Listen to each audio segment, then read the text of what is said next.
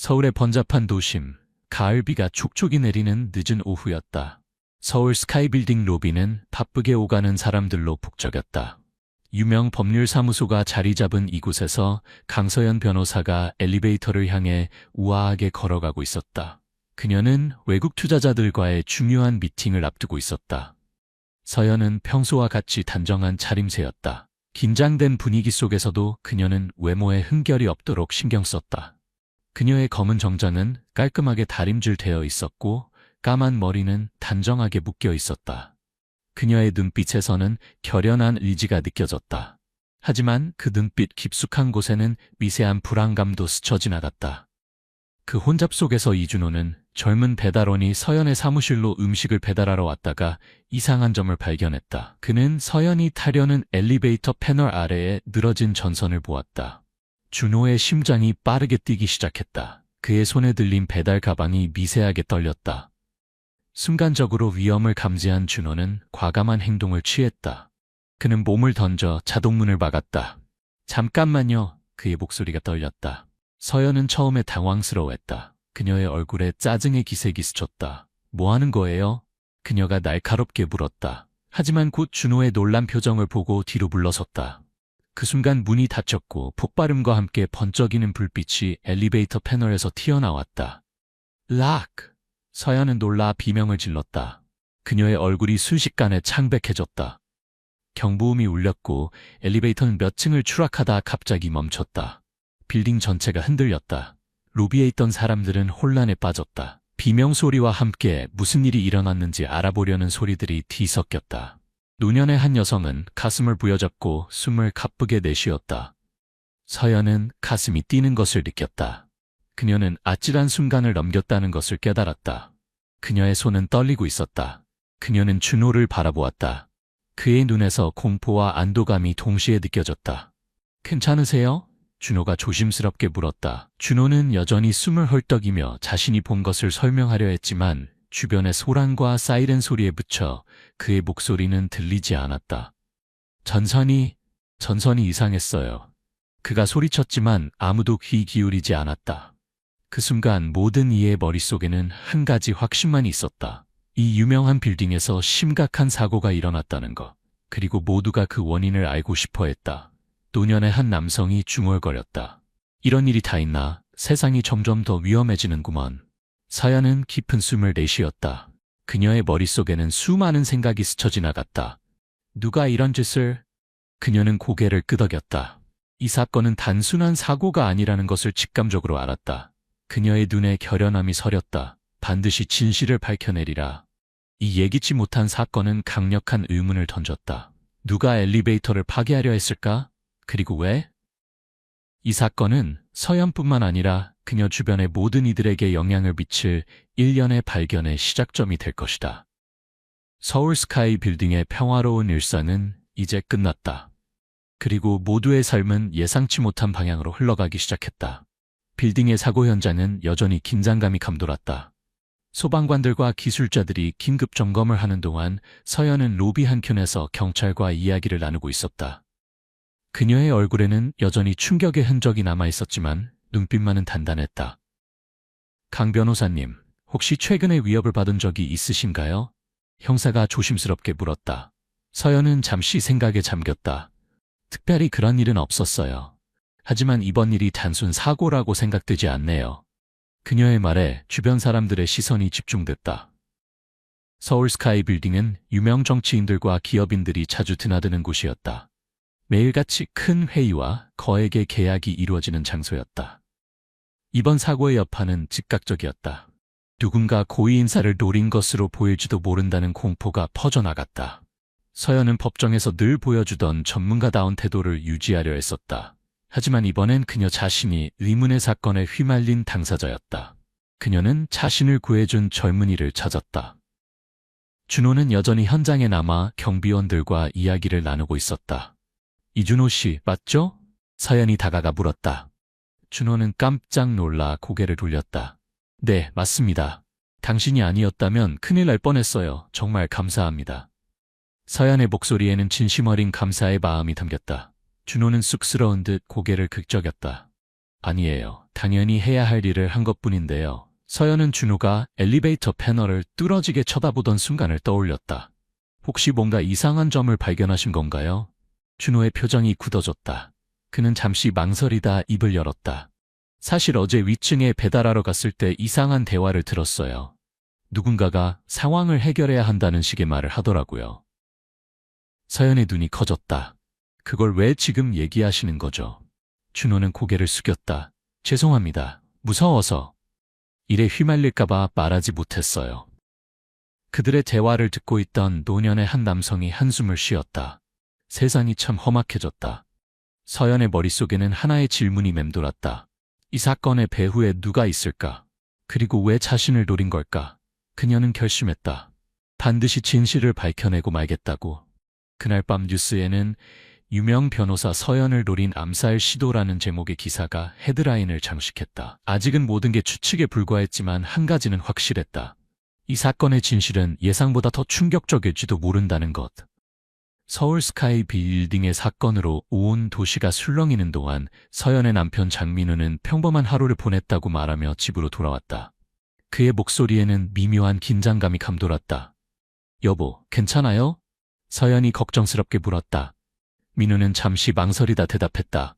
네, 괜찮아요. 당신은 어때요? 오늘 일은 정말 끔찍했어요.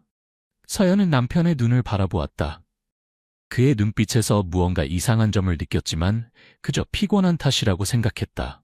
민우는 대형 건설회사의 임원직을 맡고 있었지만 매번 아내의 빛나는 성공 앞에서 자신이 작아지는 듯한 느낌을 받았다. 그의 마음속에는 쓰라린 진실이 자리 잡고 있었다. 최근 몇 년간 그의 위상은 점점 떨어지고 있었고 반면 서연의 명성은 로켓처럼 치솟고 있었다. 저녁 식사를 하면서 민우는 멍하니 생각에 잠겼다. 투자자들과의 만찬, 가족 모임에서 사람들은 그를 거의 조연 취급했다. 모두가 서연이 일군 재산에만 관심을 보였다. 이런 좌절감은 날이 갈수록 커져갔다. 오늘 회사에서 무슨 일 있었어요? 서연이 물었다. 민우는 한숨을 쉬었다. 별일 없었어요. 그냥 평범한 하루였죠. 하지만 그의 마음속에서는 폭풍이 일고 있었다. 그는 전통적인 가문 출신으로 남자가 주된 부양자가 되어야 한다는 가치관을 갖고 자랐다. 지금 현실은 그 가치관이 완전히 뒤집힌 상황이었다. 보수적인 기준과 자존심 사이에서 그는 점점 더 압박감을 느꼈다. 민우는 최근 사업가 친구와 나눈 대화를 떠올렸다. 아내한테 가려져 사는 게 부끄럽지 않아? 뭐라도 해야지. 사내 대장부가. 그 말은 그의 자존심에 비수를 꽂았다. 민우는 기업 세계에서 다시 한번 정상에 오를 방법을 고민하기 시작했다. 그의 눈에는 결연한 의지가 서렸다. 여보, 당신 표정이 안 좋아 보여요? 정말 괜찮아요? 서연이 다시 물었다. 민우는 억지로 미소를 지었다. 네, 걱정 마세요. 그냥 좀 피곤해서요. 하지만 그의 마음속에는 이미 어두운 계획이 자라나고 있었다. 그는 서울 스카이 빌딩에서 일어난 사고에 대한 뉴스를 듣고 있었다. 그의 눈빛에는 불안과 안도가 교차했다. 그는 그 엘리베이터에 대해 누구보다 잘 알고 있었다. 밤이 깊어갈수록 민우의 마음속 갈등은 더욱 깊어졌다. 그는 자신의 야망과 아내에 대한 사랑 사이에서 고뇌했다. 하지만 그의 마음속 어딘가에서는 이미 결정을 내린 듯했다. 그는 자신의 자리를 되찾기 위해 무엇이든 할 준비가 되어 있었다. 그들의 집 구석에는 서연이 얼마 전 구조해온 진돗개가 조용히 앉아 있었다. 백구라는 이름의 이 충직한 개는 언제나 주인의 기분을 감지하는 듯했다. 오늘 밤 백구는 평소보다 불안해하며 민우의 행동을 주시하고 있었다. 서울 스카이 빌딩 사건 이후 강서연의 부모님 집에서 가족 저녁 식사가 열렸다. 긴장을 풀고 가족의 유대를 강화하기 위한 자리였다. 식탁에는 전통 한식이 가득했다. 집에서 담근 김치, 불고기 그리고 장수와 건강을 기원하는 미역국이 놓여 있었다. 아이고, 서연아, 정말 큰일 날 뻔했구나. 어머니가 걱정스러운 눈빛으로 말했다. 서연은 고개를 끄덕였다. 네, 정말 아찔했어요. 하지만 이제 괜찮아요. 서연의 부모님은 매우 다른 시대에 자라났다. 그들은 딸에 대한 진심 어린 걱정을 보이면서도 전통을 존중하고 체면을 지키는 것의 중요성을 강조했다. 그래도 조심해야 해. 요즘 세상이 많이 험해졌어. 아버지가 엄하게 말했다. 식탁 위로 팽팽한 긴장감이 감돌았다. 서연은 사고에 대한 이야기를 피하려 했지만 불가피하게 그 주제가 나왔다. 민우는 조용히 앉아 있었다. 그는 가끔 서연을 흘끔거리며 모든 반응을 분석하고 있었다. 우리 서연이가 정말 대단해. 어려움을 극복하고 이렇게 성공했으니. 어머니가 자랑스럽게 말했다. 민우는 억지로 미소 지으며 동의했지만 그의 불편한 기색은 감출 수 없었다. 어색한 순간이 찾아왔다. 서연의 어머니가 전통적인 남편의 역할에 대해 언급했다. 민우 씨, 남편은 모든 상황에서 아내를 보호해야 한다고 하잖아요. 그 사고 때 어디 계셨어요? 어머니가 농담 섞인 말투로 물었다. 민우는 순간 얼굴이 굳었다. 중요한 회의가 있어서. 그가 더듬거리며 말했다. 그 순간 민우의 마음속에서는 무언가가 흔들렸다. 아무도 자신을 의심하지 않을 거라는 확신이 잠시 흔들린 것이다. 이때 갑자기 서연의 진돗개 백구가 식탁 아래에서 으르렁거리기 시작했다. 모두가 놀라 걔를 바라보았다. 백구야, 왜 그래? 서연이 놀라며 물었다. 백구는 계속해서 민우를 향해 으르렁거렸다. 마치 그의 내면에 숨겨진 어둠을 감지한 듯한 반응이었다. 서연은 이 모든 상황을 지켜보며 깊은 생각에 잠겼다. 그녀는 자신의 가장 큰 위험이 바로 옆에 앉아있는 남편의 눈빛 속에 숨어 있다는 것을 전혀 알지 못했다. 식사가 끝나갈 무렵 아버지가 입을 열었다. 서연아, 네 성공이 자랑스럽다. 하지만 가족의 화합도 중요해. 민우 씨와 잘 지내고 있지? 서연은 잠시 망설이다 대답했다. 네, 물론이죠. 저희는 서로를 이해하고 존중해요. 하지만 그녀의 말과는 달리 식탁 위로 드리워진 긴 그림자처럼 부부 사이에는 보이지 않는 갈등이 깊어지고 있었다. 민우의 눈빛에는 복잡한 감정이 교차했고 서연은 그 속에 숨겨진 진실을 알지 못한 채 미소 지었다. 가족 모임이 끝나고 집으로 돌아가는 차 안에서 부부 사이에는 무거운 침묵이 흘렀다. 그들은 각자의 생각에 잠겨 서울의 밤거리를 바라보았다. 그 순간의 고요가 예기치 못한 방향으로 흘러갈 것임을 아무도 예상하지 못했다. 서울 스카이 빌딩 사건 다음 날 아침, 이준호는 자신의 작은 원룸에서 눈을 떴다. 그는 두 명의 다른 배달원들과 함께 이 좁은 공간을 나누어 쓰고 있었다. 준호와 그의 룸메이트들은 모두 시골에서 서울로 올라와 기회를 찾는 청년들이었다. 준호는 침대에서 일어나 창밖을 바라보았다. 서울의 아침은 이미 분주했다. 그는 한숨을 쉬며 어제의 사건을 떠올렸다. 정말 큰일 날 뻔했어. 그는 책상 위에 놓인 법학 교재를 바라보았다. 준호는 밤에 저렴한 법대에서 공부하고 있었다. 변호사가 되는 것이 그의 오랜 꿈이었다. 그 꿈은 어린 시절 부모님이 겪었던 긴 법적 분쟁과 노동 문제를 지켜보면서 시작되었다. 아버지. 준호는 아버지의 사진을 바라보며 중얼거렸다. 준호의 아버지는 그가 어렸을 때 병으로 돌아가셨다. 적절한 치료를 받았다면 살 수 있었을 병이었지만 법적 지원과 제대로 된 의료 시스템에 접근할 수 없어 그렇게 되고 말았다. 그날 이후 준호는 자신과 같은 취약한 상황에 처한 사람들이 법의 평등한 보호를 받을 수 있도록 돕겠다고 다짐했다. 오늘도 힘내자. 준호는 배달 가방을 들고 집을 나섰다. 서울의 혼잡한 거리를 오토바이로 누비며 준호는 매일 힘든 현실과 마주했다. 하지만 그의 눈빛에는 강한 의지가 빛났다. 그는 자신의 꿈을 향해 한 걸음씩 나아가고 있었다. 점심 배달을 하던 중 준호는 잠시 서울 스카이 빌딩 앞에 멈춰섰다. 어제의 사건이 떠올랐다. 그는 엘리베이터 패널 아래에서 본 이상한 전선을 기억했다. 그리고 그 전날 들었던 수상한 대화도 떠올랐다. 누군가에게 말해야 할까? 준호는 고민에 빠졌다. 하지만 곧 두려움이 밀려왔다. 자칫 잘못하다가는 지금 가진 것마저 잃을 수 있다는 생각에 망설여졌다. 그때 서연 변호사의 얼굴이 떠올랐다. 준호를 보며 감사와 놀라움이 담긴 그녀의 눈빛이 기억났다. 준호는 깊은 숨을 내쉬었다. 정의를 위해서라면 용기를 내야 해. 그는 결심했다. 준호는 오토바이에 올라타며 생각했다. 그의 작은 용기가 앞으로 어떤 변화를 가져올지, 그리고 그의 인생이 어떻게 바뀔지 아직 알지 못했다. 하지만 한 가지는 확실했다. 그는 옳은 일을 하기 위해 최선을 다할 것이라는 결심이었다. 오토바이 엔진 소리와 함께 준호는 다시 서울의 거리로 달려나갔다. 그의 앞에는 불확실한 미래가 기다리고 있었지만 그의 마음속에는 정의를 향한 불꽃이 타오르고 있었다. 미디어의 압박과 영향력 있는 동료들의 요청에 따라 서연은 개인적으로 사건을 조사할 전문가를 고용하기로 결심했다. 그녀는 지역 경찰에만 의존하지 않고 직접 진실을 파헤치고 싶었다. 변호사님, 경찰 수사는 어떻게 진행되고 있나요? 서연이 전화로 물었다. 형사의 목소리에는 피로감이 묻어났다. 아직 뚜렷한 단서는 없습니다. 서울 스카이 빌딩에 출입하는 사람들이 워낙 많아서요. 서연은 한숨을 쉬었다. 알겠습니다. 감사합니다. 전화를 끊은 후 서연은 자신이 고용한 전문가 김유선에게 연락했다. 유선 선생님, 어떤 발견이라도 있으셨나요?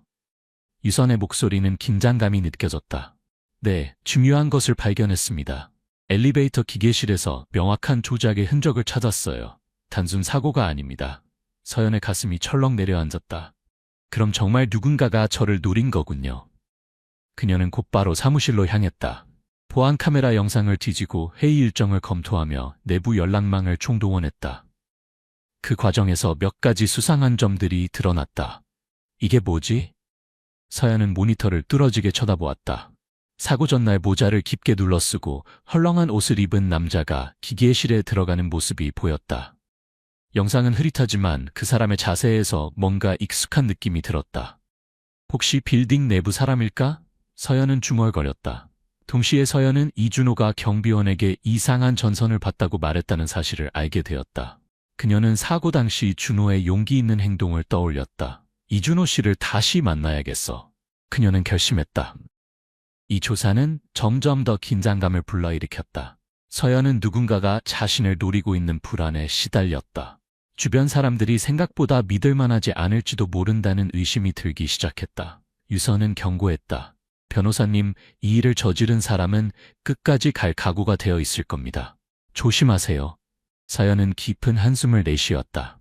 그녀의 눈에는 결연함이 서렸다. 알겠습니다. 하지만 저도 물러서지 않을 겁니다. 진실을 밝혀내고 말 거예요. 그날 밤 서연은 늦게까지 사무실에 남아 자료를 검토했다. 창밖으로 보이는 서울의 밤 풍경은 평화로워 보였지만 그녀의 마음속에는 폭풍이 몰아치고 있었다. 누가, 그리고 왜 자신을 해치려 하는지 그 답을 찾아내겠다는 의지로 그녀의 눈빛은 더욱 강렬해졌다. 최근의 사건들로 인해 마음이 흔들린 서연은 이준호를 단순히 자신을 구한 청년이 아닌 엘리베이터 사고 이전의 상황을 이해할 수 있는 중요한 연결고리로 보기 시작했다. 그녀는 준호를 서울 스카이 빌딩 내 자신의 사무실로 불렀다. 빌딩은 이제 부분적으로 재개장되었지만 엘리베이터는 여전히 긴급 수리 중이었다. 이준호 씨, 와주셔서 감사합니다. 서연이 말했다. 준호는 긴장한 듯 고개를 숙였다. 아닙니다. 별 말씀을요. 서연은 준호의 눈을 바라보며 물었다. 실은 경찰에 모든 걸 말하지 않으셨다고 들었어요. 왜 그러셨나요? 준호는 잠시 망설였다. 그의 얼굴에 불안감이 스쳤다. 사실 저는 복잡한 일에 휘말리고 싶지 않습니다. 서연은 부드럽게 미소 지었다. 이해해요. 하지만 지금은 모든 정보가 중요해요. 제발 알고 계신 걸 말씀해 주세요. 준호는 깊은 숨을 내쉬었다. 사고 전날 제가 고층 사무실에 배달을 갔었어요. 그때 이상한 대화를 들었습니다. 서연의 눈이 커졌다. 어떤 대화였나요? 누군가가 그녀를 막아야 한다는 말을 했어요. 그리고 근본적으로 해결해야 한다는 말도 들었습니다. 준호의 목소리가 떨렸다. 서연은 충격을 받은 듯 뒤로 물러섰다. 그 사람들의 목소리를 기억하시나요? 준호는 고개를 저었다. 정확히는 기억나지 않아요. 하지만 고급 양복을 입은 남자들이었습니다. 누군가가 자신을 제거하려 했다는 사실이 명확해졌다. 그리고 그 계획은 치밀하게 준비되었다는 것도 알게 되었다. 이준호 씨, 정말 감사합니다. 이 정보가 매우 중요해요. 서연이 진심을 담아 말했다. 준호는 안도의 표정을 지었다. 도움이 되어 다행입니다. 그들의 대화가 끝나갈 무렵 서연의 머릿속에는 수많은 의문이 떠올랐다. 누가 자신을 해치려 하는 걸까? 동료? 경쟁자? 아니면 그때 갑자기 한 가지 생각이 스쳐 지나갔다. 그녀의 눈에 불안감이 서렸다. 설마 민우? 서연은 그 생각을 떨쳐내려 했지만 마음 한구석에서 의심의 씨앗이 자라나기 시작했다. 그녀는 최근 남편의 행동을 떠올렸다. 그의 불안한 눈빛, 갑작스러운 침묵, 모든 것이 이상하게 느껴졌다. 괜찮으세요? 준호가 걱정스럽게 물었다. 서연은 정신을 차렸다. 네, 괜찮아요? 그저 생각할 게 많아졌네요. 그녀는 창밖을 바라보았다. 서울의 밤이 펼쳐져 있었다. 그 화려한 불빛 속에 숨겨진 진실을 찾아내겠다는 결심이 그녀의 눈에 서렸다. 준호 씨, 앞으로도 도움이 필요할 것 같아요. 연락드려도 될까요? 준호는 고개를 끄덕였다. 네, 언제든지요. 두 사람은 서로를 바라보며 미소 지었다. 그들은 아직 알지 못했지만 이 만남이 그들의 인생을 영원히 바꿀 것이라는 사실을. 이준호와의 대화 이후 서연은 매 순간 업무 관련 만남과 의심스러운 행동들을 머릿속으로 되짚어 보았다. 그녀가 고용한 전문가 유선이 더 상세한 보고서를 제출했다. 변호사님, 엘리베이터의 상태를 보니 전기 패널에 접근할 수 있는 사람이 한짓이 분명해요. 유선이 말했다. 서연은 긴장 표정으로 물었다. 그럼 내부 사람이라는 거죠? 유선은 고개를 끄덕였다.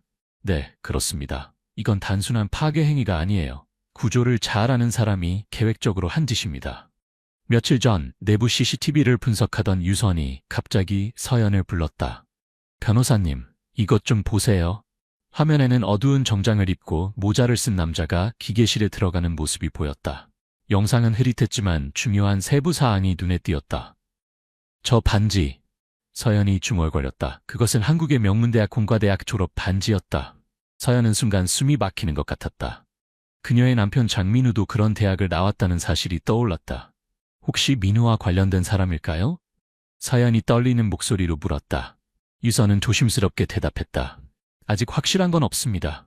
하지만 가능성은 배제할 수 없어요. 그 순간 서연의 가슴에 한기가 느껴졌다. 남편과 가까운 누군가, 아니면 설마 민우 자신. 그녀는 이 가능성을 믿고 싶지 않았지만 마음 한구석에서는 불안감이 커져갔다. 집에 돌아온 서연은 평소와 다름없이 행동하는 민우를 관찰했다. 그의 친절한 태도가 이제는 의심스럽게 느껴졌다. 서연은 이전에는 눈치채지 못했던 작은 제스처와 눈빛들을 주의 깊게 살폈다. 오늘 하루 어땠어? 민우가 물었다. 서연은 억지로 미소 지었다. 별일 없었어. 그냥 평범한 하루였어. 하지만 그녀의 마음속에서는 폭풍이 일고 있었다. 내가 너무 예민한 걸까? 아니면 정말로 뭔가 잘못된 걸까? 한편 이준호는 일상으로 돌아가려 했지만 마음 한구석에 자리 잡은 죄책감을 떨칠 수 없었다. 그는 서연에게 모든 것을 털어놓지 않은 것이 아닌지 걱정되었다. 하지만 그날 들었던 대화의 내용은 여전히 그 마음을 무겁게 했다. 그날 밤 서연은 잠들지 못하고 천장을 바라보며 생각에 잠겼다. 그녀는 이제 주변의 모든 것을 의심하기 시작했다. 신뢰했던 동료들, 경쟁자들, 심지어 가장 가까운 사람까지도. 그리고 조용히 잠든 민우의 모습을 바라보며 그녀의 마음속에는 점점 더 큰 의문이 자리 잡았다. 과연 누구를 믿어야 하는 걸까? 침대 옆에는 진돗개 백구가 눈을 감지 않고 주인을 지키듯 서연을 바라보고 있었다. 마치 그녀의 불안을 감지한 듯한 모습이었다. 주말, 서연과 민우는 민우의 부모님을 방문했다. 차려입은 두 사람은 현관문 앞에서 잠시 머뭇거렸다. 준비됐어? 민우가 물었다. 서연은 깊은 숨을 내쉬었다. 그래, 들어가자. 문이 열리자 장여사의 환한 미소가 그들을 맞이했다. 어서 오너라. 점심 준비 다 됐단다. 식탁에는 전통 한식이 가득했다. 갓 지은 밥, 된장찌개, 각종 나물과 구이가 정성스럽게 차려져 있었다. 하지만 음식 너머로 느껴지는 무한의 압박감은 숨길 수 없었다. 민우야, 요즘 회사는 어떠니? 장 회장이 무겁게 입을 열었다. 민우는 잠시 망설이다 대답했다. 네, 열심히 하고 있습니다. 장 회장의 눈빛이 날카로워졌다. 열심히만 해서야 되겠느냐? 결과를 내야지. 그 말에 식탁의 분위기가 순식간에 얼어붙었다. 서연은 불편한 기색을 감추지 못했다. 장 여사가 화제를 돌렸다. 서연아, 너는 정말 대단해. 이렇게 성공하다니. 서연은 억지 미소를 지었다.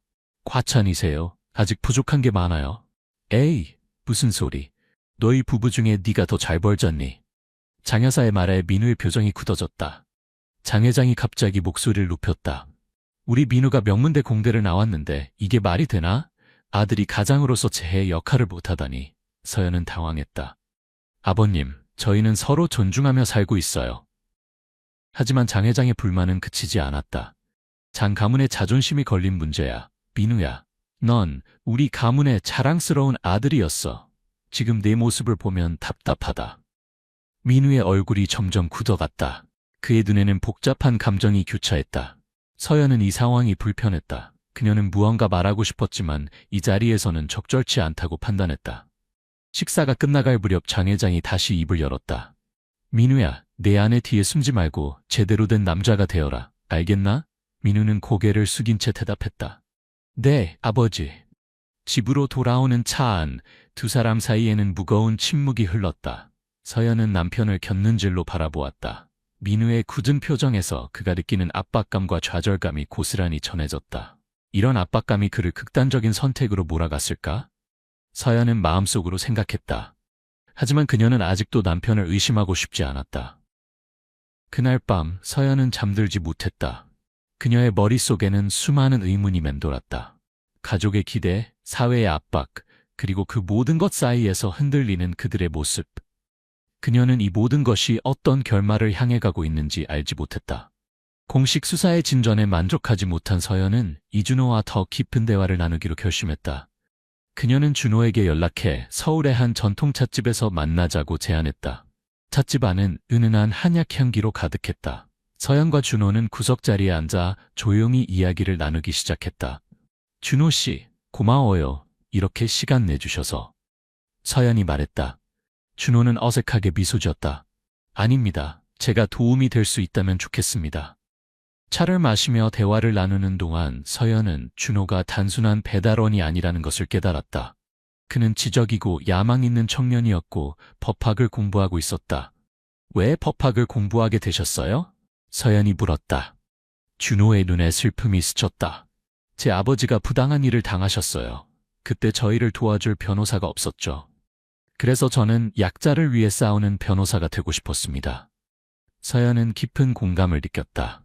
그녀 역시 중산층 가정 출신으로 가족의 희생 덕에 대학에 갈 수 있었다. 저도 비슷한 경험이 있어요. 서연이 말했다. 우리 가족도 많은 희생을 했죠. 두 사람의 대화는 점점 더 깊어졌다. 준호는 마침내 용기를 내어 사고 전날 들은 수상한 대화에 대해 자세히 말했다. 그녀가 더 큰 걸림돌이 되기 전에 빨리 행해야 한다는 말을 들었어요. 준호가 떨리는 목소리로 말했다. 서연의 얼굴이 창백해졌다. 그 목소리, 혹시 아는 사람이었나요? 준호는 고개를 저었다. 확실하진 않아요. 하지만 가족의 압박과 확고한 리더십이 필요한 자리에 대한 언급이 있었어요. 서연은 그 말을 듣고 최근 집에서 느낀 불편함과 연결지었다. 그녀의 마음속에 끔찍한 의심이 자라나기 시작했다. 이준호 씨, 정말 감사해요. 당신의 정보가 큰 도움이 됐어요. 서연은 진심을 담아 말했다. 준호는 안도의 표정을 지었다. 제가 도움이 되어 다행이에요. 앞으로도 필요하시다면 언제든 연락주세요. 찻집을 나오며 서연은 강한 의심에 사로잡히게 되었다. 그녀의 남편이 이 모든 일에 연루되어 있을지도 모른다는 생각이 들었다. 이 끔찍한 가능성 앞에서 그녀는 지지와 도움이 필요하다는 것을 깨달았다. 그런데 이상하게도 준호가 신뢰할 수 있는 사람처럼 느껴지는 시기에 그가 그녀의 삶에 나타났다는 것이 신기했다. 집으로 돌아가는 길, 서연의 마음은 복잡했다. 그녀는 진실을 마주할 준비가 되어 있었다. 하지만 그 진실이 그녀의 삶을 완전히 흔들 것이라는 사실도 알고 있었다. 장민우는 서연의 조사가 진전되고 있다는 것을 느끼고 점점 더 초조해졌다. 그는 자신의 사업가 친구와 암호화된 대화를 나누며 불안감을 토로했다. 혹시 들킨 거 아닐까? 민우가 떨리는 목소리로 말했다. 친구의 목소리는 차가웠다. 정신 차려. 이제 와서 물러설 순 없어. 문제를 완전히 해결해. 민우의 얼굴이 창백해졌다. 그는 여전히 자신이 가장으로서의 권리를 지켜야 한다고 믿었다. 하지만 이제 그의 행동은 더욱 극단적이 되기 시작했다. 며칠 후 민우는 서연의 사무실 비밀문서에 접근할 방법을 찾아냈다.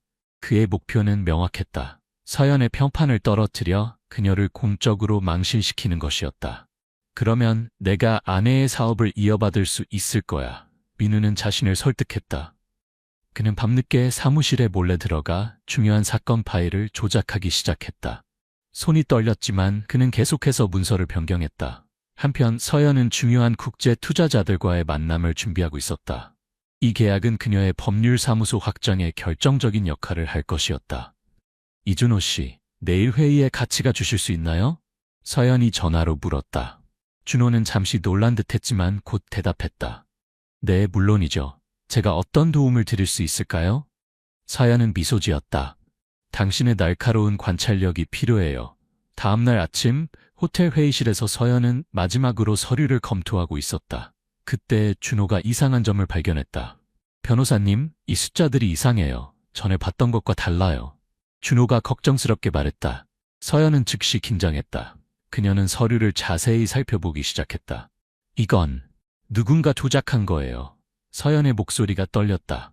그녀의 마음속에 공포가 밀려왔다. 이 서류가 조작되었다는 사실이 밝혀지면 그녀의 평판은 순식간에 무너질 것이었다. 누가 이 짓을?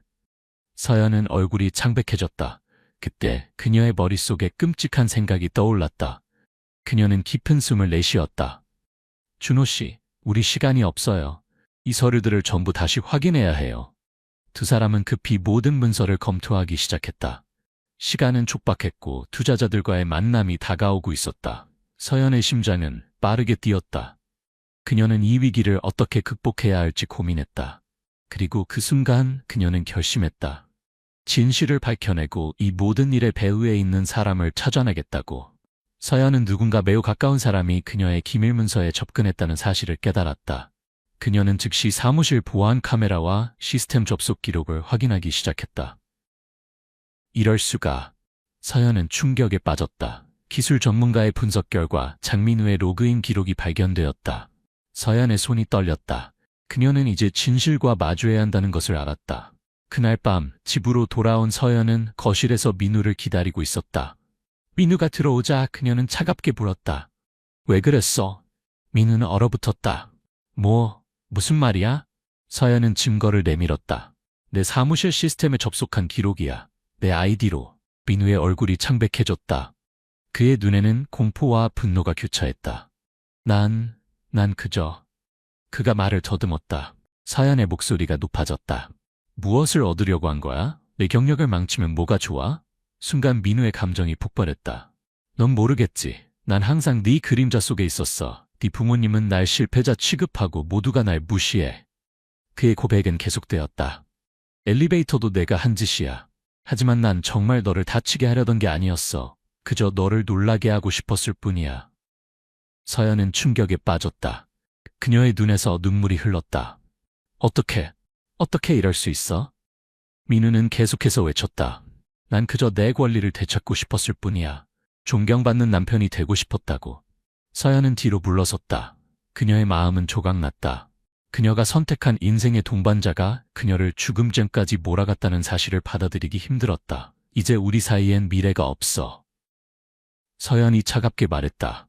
민우는 무릎을 꿇었다. 제발 용서해줘. 다시 시작할 수 있어. 하지만 서연의 눈에는 이미 결심이 서 있었다. 그녀는 천천히 전화기를 들었다. 이제 경찰에 신고할 거야. 하지만 그 전에 내가 또 다른 함정에 빠지지 않도록 모든 걸 정리해야 해. 민우는 절망적인 표정으로 고개를 떨웠다. 그는 자신의 행동이 얼마나 어리석었는지 깨달았지만 이미 너무 늦었다. 서연은 창밖을 바라보았다. 서울의 밤이 그녀의 눈에 흐릿하게 보였다. 그녀의 인생이 완전히 뒤바뀌었다는 것을 느꼈다.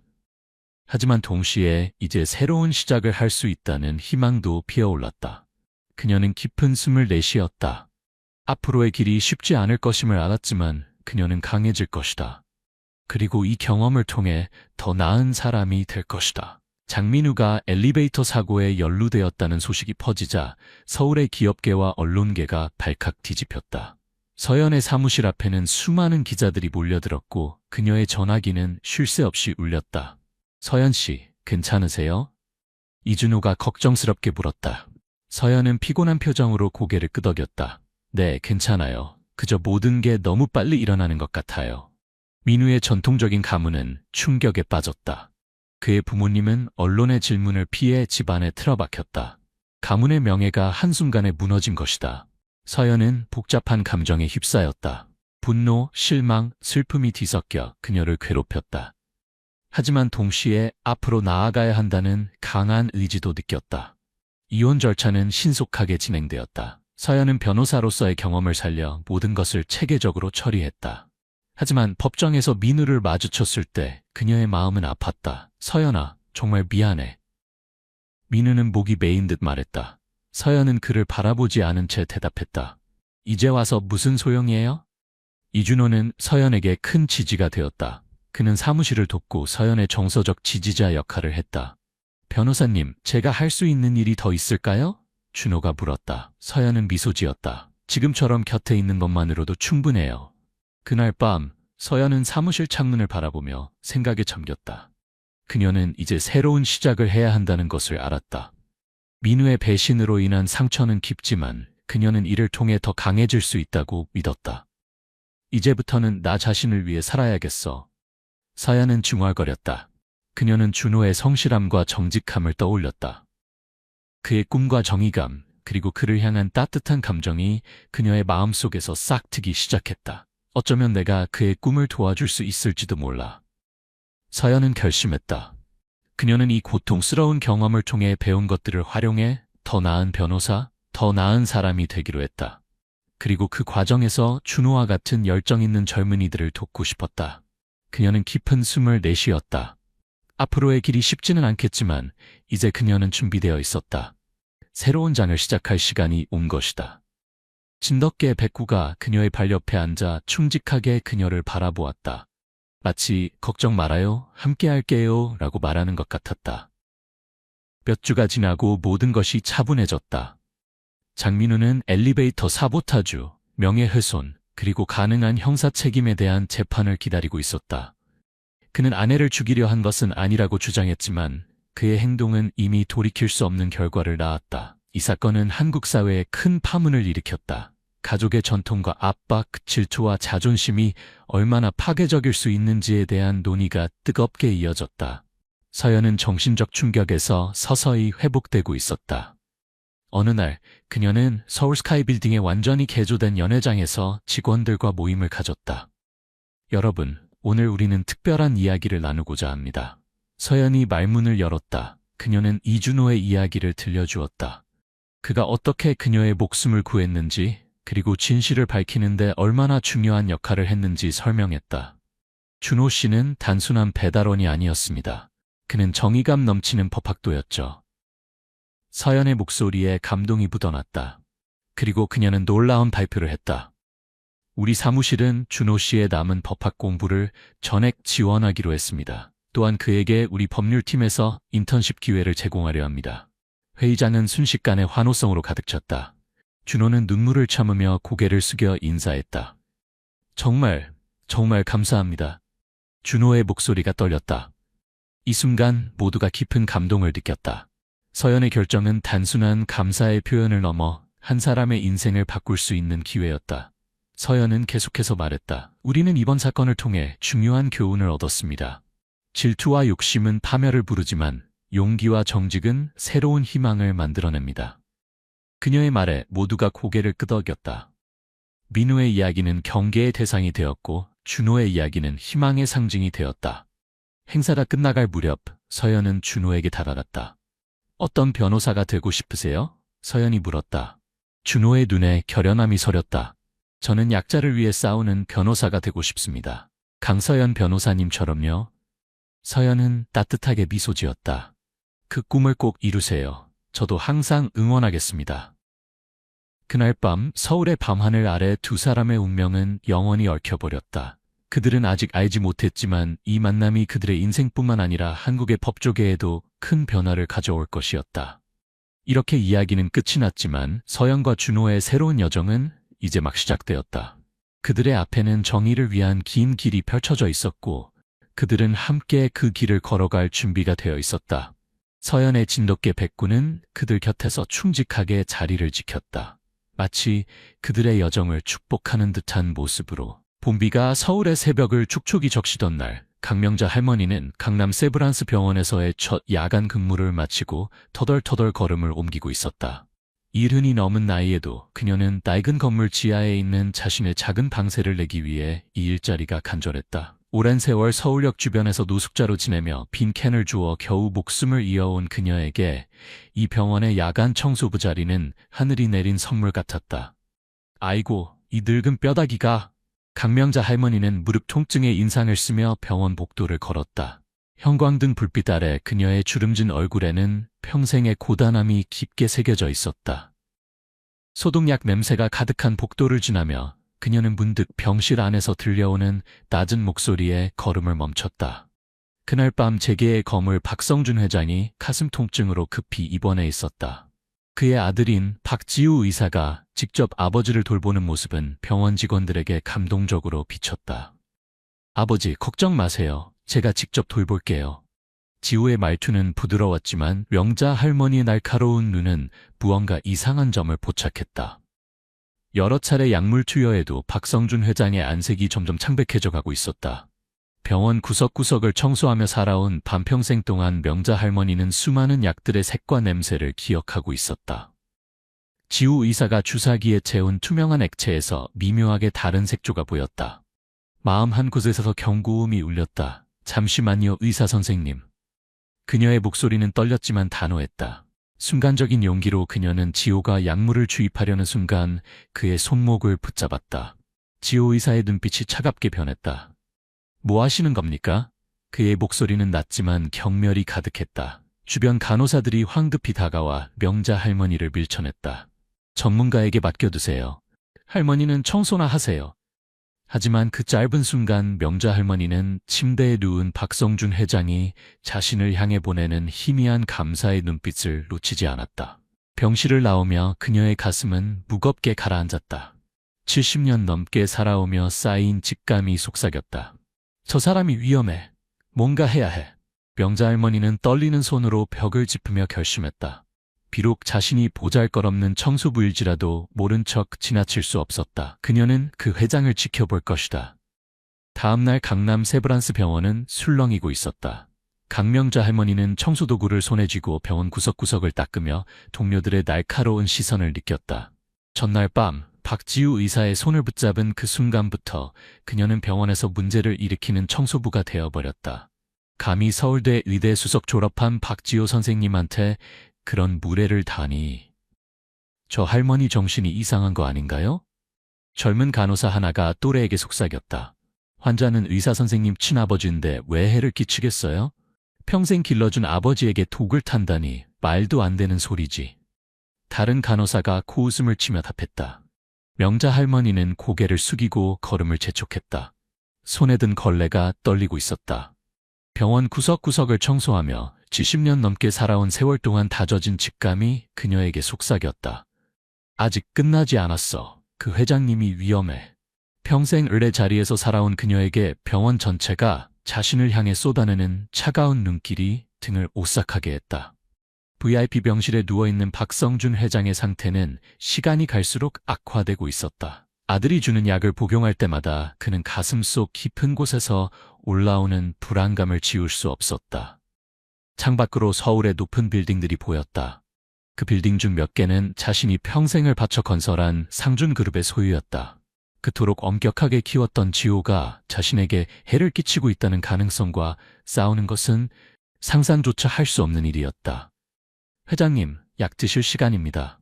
지호의 목소리가 병실에 울렸다. 박성준은 아들의 손에 들린 주사기를 바라보았다. 전날 밤 그 청소부 할머니의 필사적인 얼굴과 주사기를 붙잡던 손짓이 떠올랐다.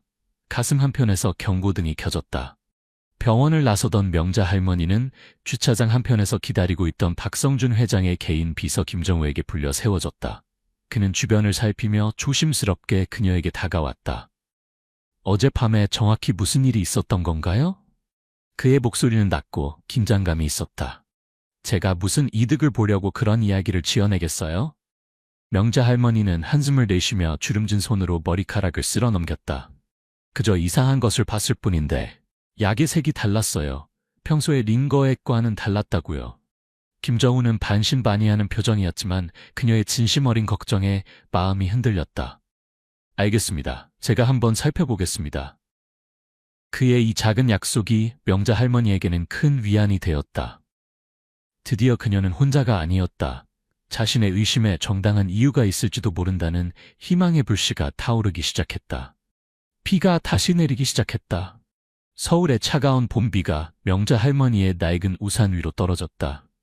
하지만 그녀의 마음속에는 이상하게도 따스함이 있었다. 강남 세브란스 병원에서 박 지사는 아버지의 치료를 계속하고 있었지만 이제는 더 조심스럽게 행동했다. 명자 할머니의 주의 깊은 시선이 자신의 계획을 위험에 빠뜨릴 수 있다는 것을 깨달았기 때문이다. 한편 김정우는 지우 의사 모르게 약 샘플을 사설연구소로 보내 분석을 맡겼다. 이 결과는 비밀로 부탁드립니다. 김정우는 실험실 연구원에게 무거운 목소리로 당부했다. 이마에는 식은땀으로 축축했다. 명자 할머니의 일상은 겉으로 보기엔 변함이 없었다. 복도와 화장실을 청소하고 바닥을 닦고 의료 폐기물을 수거하는 일상이었다. 그러나 내면에서는 긴장감이 고조되고 있었다. 매일 밤 그녀는 VIP 병실 주변을 맴돌며 간호사들의 움직임을 주시했다. 거리에서 생활했던 세월 동안 그녀는 작은 변화가 때로는 큰 비밀을 드러낸다는 것을 배웠다. 할머니, 왜 이 병실만 자꾸 청소하세요? 젊은 간호사가 의심스러운 눈길로 물었다. 아이고, 늙은이 기억력이 옛날 같지 않아서 그래요. 어디 청소했는지.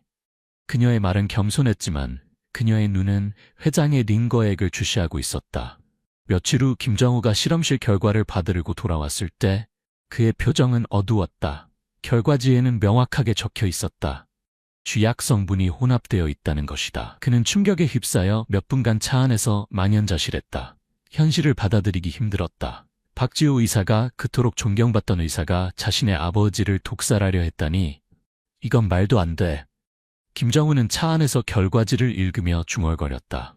병원으로 돌아와 악화된 박성준 회장에게 진실을 전했을 때 회장은 충격과 슬픔에 젖었다. 아들이, 그토록 사랑으로 키운 아들이 자신을 해하려 했다는 사실을 받아들이기 어려웠다. 그럼에도 불구하고 그는 냉정함을 유지했다. 일단 약을 계속 받는 척하면서 증거를 더 모으자. 박성준 회장은 힘없는 목소리로 속삭였다. 명자 할머니는 병실을 청소하며 회장의 감사한 눈빛을 발견했다. 김정우가 그녀와 눈을 마주쳤을 때 그들 사이에 침묵의 이해가 오갔다. 확인이 된 것이다. 이제 위험은 실제가 되었다. 그들은 박성준 회장의 생명을 구하고 그 잔혹한 진실을 밝히기 위해 극도로 조심스럽게 행동해야 했다. 명자 할머니는 빗자루를 꾹 쥐며 결심했다. 평생 그저 보이지 않는 그림자처럼 살아왔지만 이제는 누군가의 생명을 구하는데 자신의 존재가 필요한 순간이 왔다. 강남 세브란스 병원의 어두운 복도 사이로 박성준 회장은 남은 힘을 모아 김정우의 부축을 받으며 탈출을 결심했다. 직접적인 증거 없이 아들과 맞서는 것은 불가능했고 특히 이렇게 쇠약해진 상태에서는 더더욱 무리였다. 그는 지호가 다른 방에서 휴식을 취하는 동안 잠든 척하며 기회를 기다렸다. 밤 2시가 되자 병원은 고요했다. 회장님, 조심하세요. 김정우는 낮은 목소리로 속삭였다. 불안한 눈빛으로 주변을 살피며 그는 박성준의 팔을 조심스럽게 부축했다. 맨발로 VIP 병실을 빠져나온 박성준의 가슴은 격렬하게 뛰었다. 숨이 가빠져 그를 의식을 잃게 할 정도였다. 한 걸음 한 걸음이 고문과도 같았다. 가슴 통증이 점점 심해졌다. 정우씨, 난 더 못 가겠어. 회장의 목소리는 거의 들리지 않을 정도로 약했다. 떨리는 손으로 그는 멈춰야 한다는 신호를 보냈다. 회장의 상태가 급격히 악화되는 것을 보고 두려움에 빠진 김정우는 도움을 구하기 위해 병원 안으로 되돌아갔다. 하지만 그는 멀리 가지 못했다. 복도를 순찰하던 경비원이 그를 발견했다. 누구십니까? 이 시간에 무슨 일로? 경비원의 의심스러운 목소리가 복도에 울렸다. 저는 회장님 비서인데 중요한 서류를. 김정우는 당황하며 변명을 늘어놓았지만 이 지체가 치명적이었다. 지원을 받지 못한 박성준은 자신의 힘만으로 병원 밖으로 나가야 했다. 그는 간신히 2블록 거리를 걸었다. 세상이 빙글빙글 돌기 시작했고 그대로 쓰러졌다. 놀랍게도 그를 발견한 사람은 바로 강명자 할머니였다.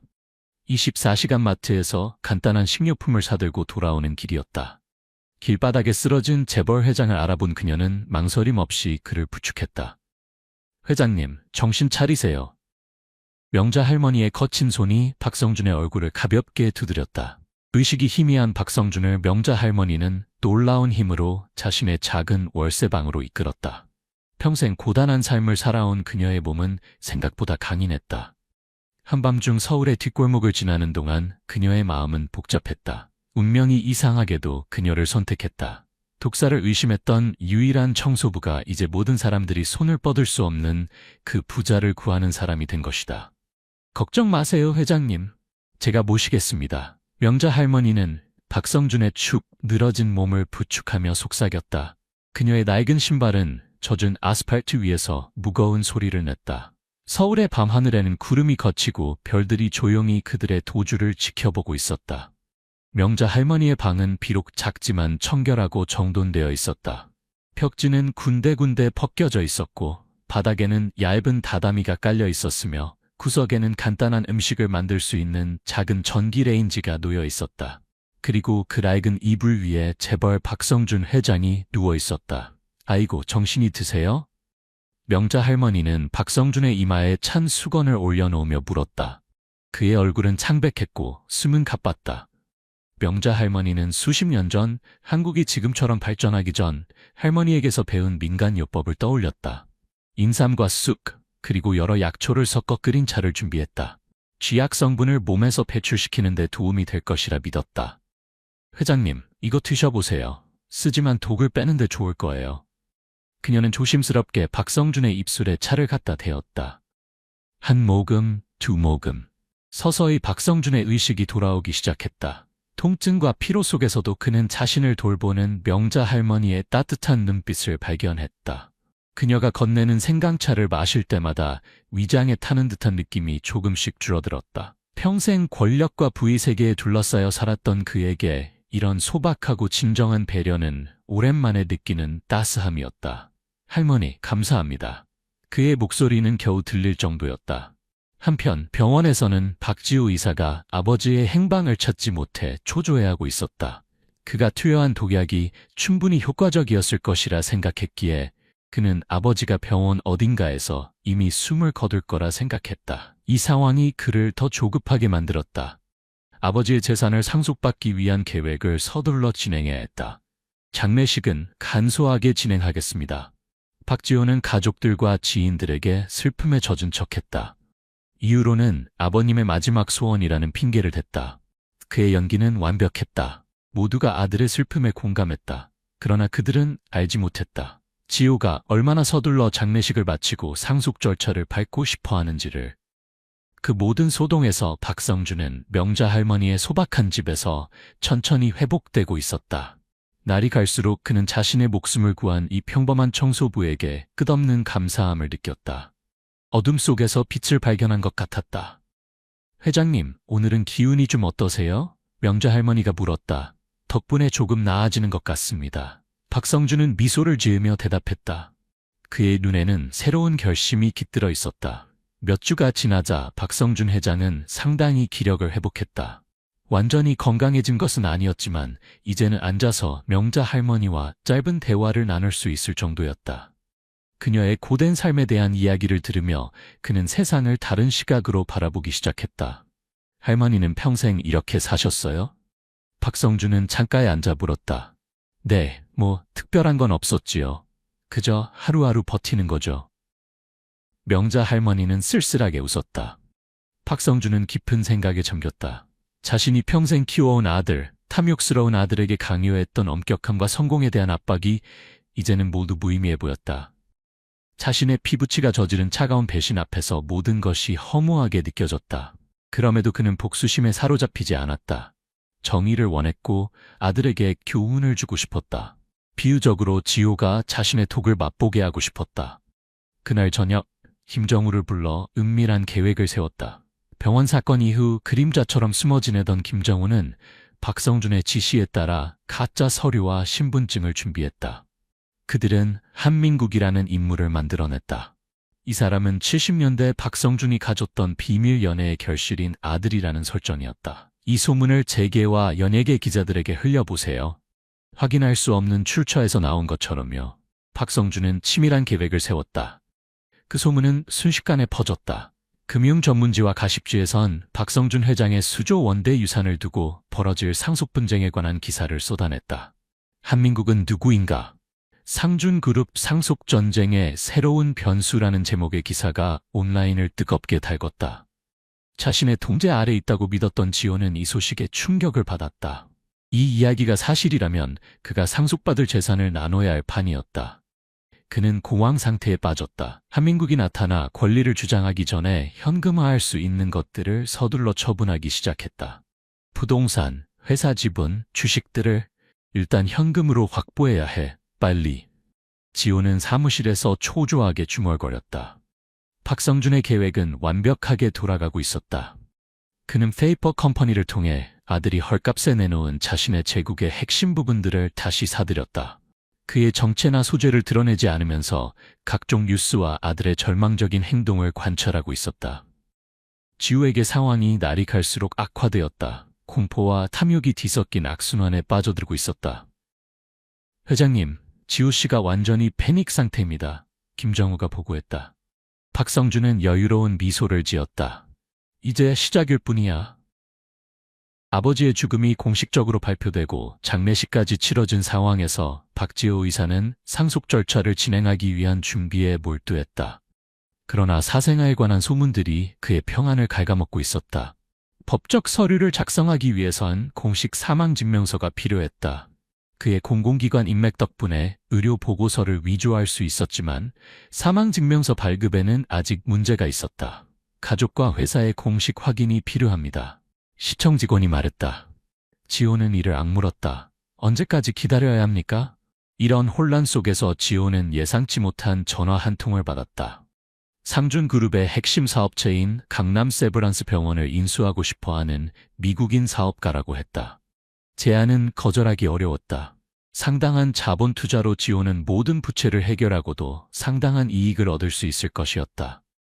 이 한민국이 언제든 나타날 수 있다는 두려움에 사로잡혀 그는 서울의 한 고급 호텔에서 이 수수께끼의 투자자와 직접 만나기로 약속했다.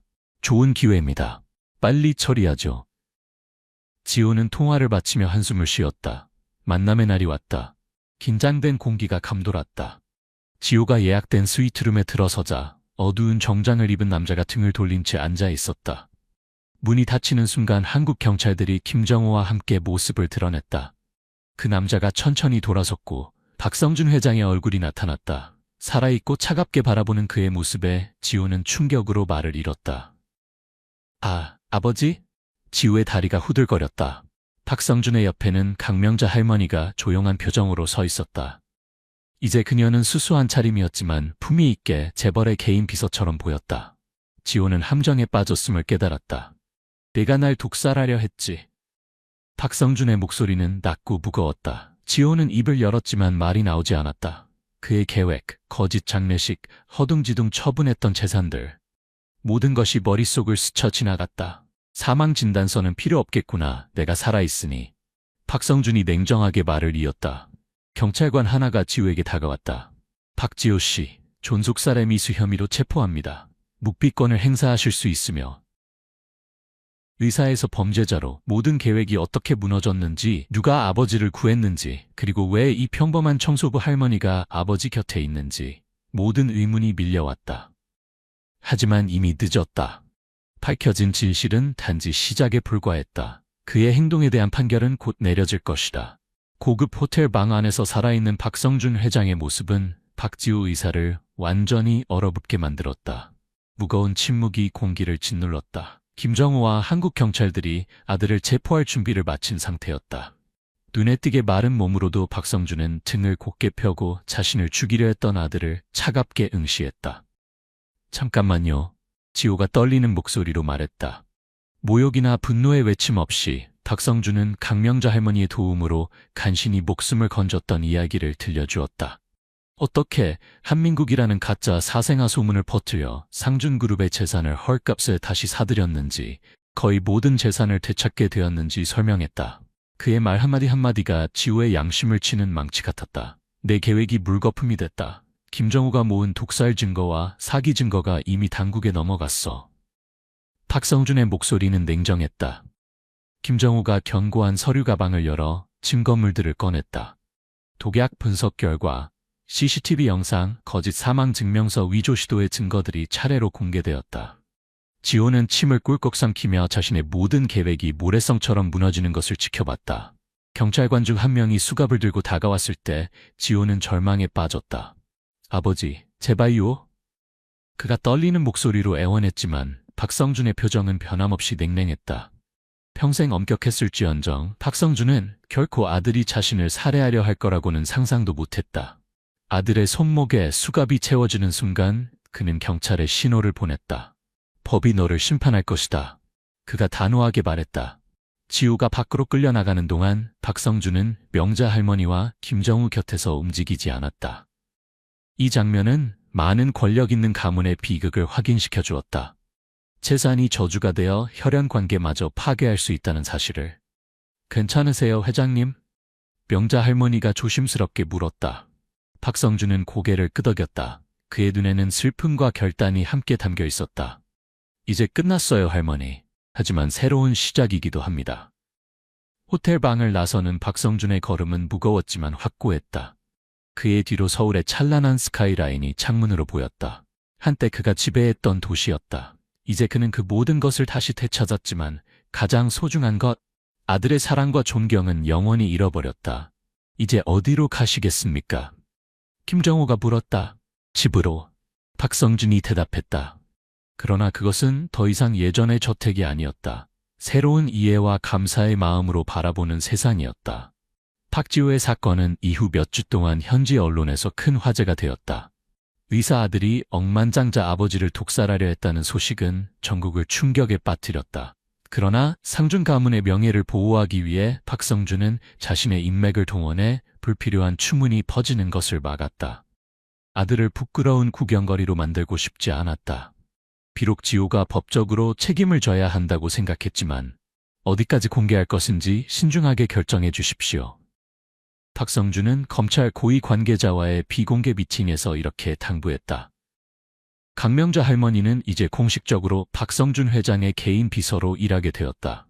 그녀는 여행 일정 조율, 일정 관리 등 다양한 실무를 담당했고 무엇보다도 전통 지식으로 노인의 건강을 돌보는 데 힘썼다.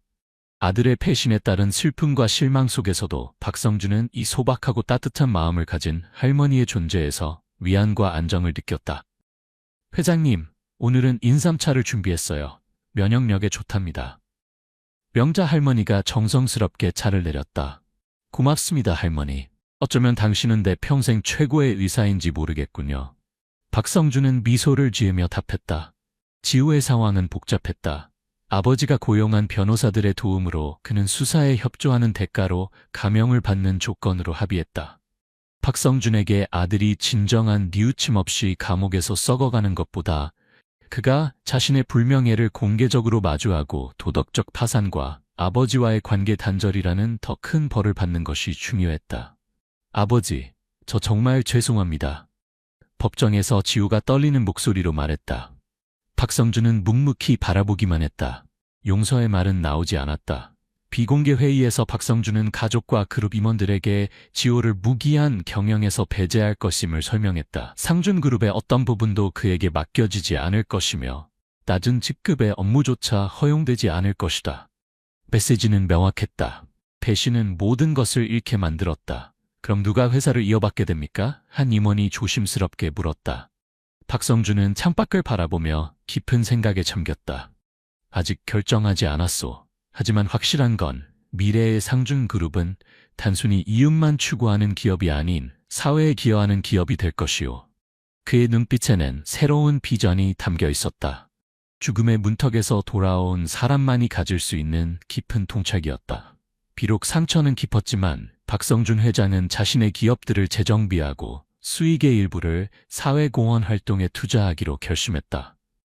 그는 항상 엄격한 기업인이었지만 죽을 뻔한 경험 후에 자신의 부에 더 고귀한 목적을 부여해야 한다는 것을 깨달았다. 그리고 강명자 할머니의 인생 이야기에서 영감을 받아 노숙자 노인들을 위한 프로그램을 만들기로 했다.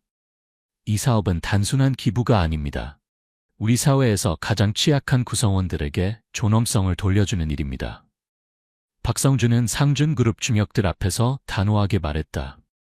상준그룹 본사 건물에서 돌봄의 손길 프로젝트 발표는 감동적인 순간이었다. 이 프로젝트는 노숙자 노인들에게 쉼터, 의료, 상담, 직업훈련을 제공하는 것을 목표로 했다. 박성준의 초청으로 명자 할머니는 떨리는 목소리로 짧은 연설을 했다. 저도 오랫동안 희망을 잃고 살았습니다. 하지만 때로는 단 하나의 기회가 누군가의 인생을 완전히 바꿀 수 있습니다. 그녀의 소박한 말에 참석자들은 깊은 감동을 받았다. 임원들, 사업 파트너들, 지역 관계자들은 이 계획에 박수를 보냈다. 그들은 억만장자와 노숙자 출신 노인의 이 예상치 못한 조합이 얼마나 강력하고 의미 있는지 깨달았다. 언론의 프로젝트가 소개되면서 박성준에 대한 대중의 시각도 변화했다. 한때 냉혹하고 거리감 있게 보였던 사업가가 이제는 공익에 헌신하는 자비로운 모습으로 비춰졌다. 회장님, 오늘 발표는 대성공이었습니다. 김정우가 행사 후 보고했다. 이건 시작일 뿐이네. 우리가 할 일이 아직 많아. 박성준의 목소리에는 결의가 묻어났다. 한편 지호는 자신의 법적 합의에 따른 결과와 씨름하고 있었다. 서울 외곽에서 사회봉사를 하면서 그는 많은 사람들의 불신과 분노의 표적이 되었다. 한때 거만하고 자신만만했던 아들은 아버지가 늘 가르치려 했던 겸손함의 일부를 경험하고 있었다. 의사 선생님, 그냥 청소 좀 제대로 하세요. 봉사 현장 관리자가 냉정하게 말했다. 지호는 말없이 고개를 숙였다. 흰 가운과 특권은 사라졌고 남은 것은 그가 스스로 판 함정이었다. 박성준 회장은 사무실 창가에 서서 한강을 바라보았다. 물결이 반짝이는 강물처럼 그의 인생도 새로운 방향으로 흐르고 있었다. 명자 할머니가 조용히 차를 내려놓자 그는 고개를 끄덕였다. 그들 사이에는 말없는 이해가 흐르고 있었다. 내일은 어디로 가볼까요, 할머니? 박성준이 물었다. 회장님이 결정하세요. 저는 따라갈 준비가 되어 있습니다. 명자 할머니의 대답에는 따뜻한 충성심이 담겨 있었다. 몇 개월이 흘렀다. 지우에 대한 재판은 진행되었고 그는 대부분 단계방 교도소에서 생활하며 사회봉사를 하는 완화된 형을 선고받았다. 한때 부러움의 대상이었던 젊은 의사에게 이제 특권 없이 서울 거리를 걷는 것은 씁쓸한 현실이었다. 드디어 그는 버림받음의 고통, 불안정함, 그리고 소외된 자들의 현실을 이해하기 시작했다. 이런 일까지 하게 될 줄은 몰랐지. 지호는 고원에서 쓰레기를 줍는 자신의 모습을 바라보며 중얼거렸다. 박성준 회장은 그룹 재편을 마무리하고 회장직을 다시 맡았으며 더 건강하고 평온한 일상을 유지하고 있었다. 그의 곁에는 강명자 할머니가 조언자이자 개인 비서로 활약하고 있었다. 그들은 함께 한국 곳곳을 여행하며 역사적인 마을들, 불교 사찰들, 국립공원들을 방문했다. 이 여행에서 그들은 문화와 자연의 아름다움을 즐길 뿐만 아니라 어려운 이들과 직접 소통하며 자원을 기부하고 일자리를 창출했다. 회장님, 마을 사람들이 정말 감사해하네요. 명자 할머니가 시골 마을에서 열린 작은 행사 후에 말했다. 그들의 미소가 제 마음을 따뜻하게 합니다, 할머니. 박성준은 진심으로 대답했다.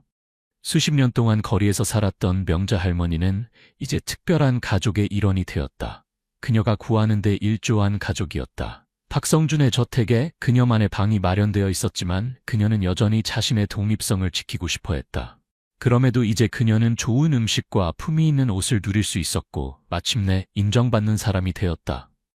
한강공원의 고요한 오후, 박성준은 흐르는 물을 바라보며 지난 모든 일들을 회상했다. 독살 시도, 탈출, 배신, 거짓 사생아 소식, 그리고 마침내 반전. 그는 지호를 생각했다. 멀어졌지만 사라지지는 않은 아들.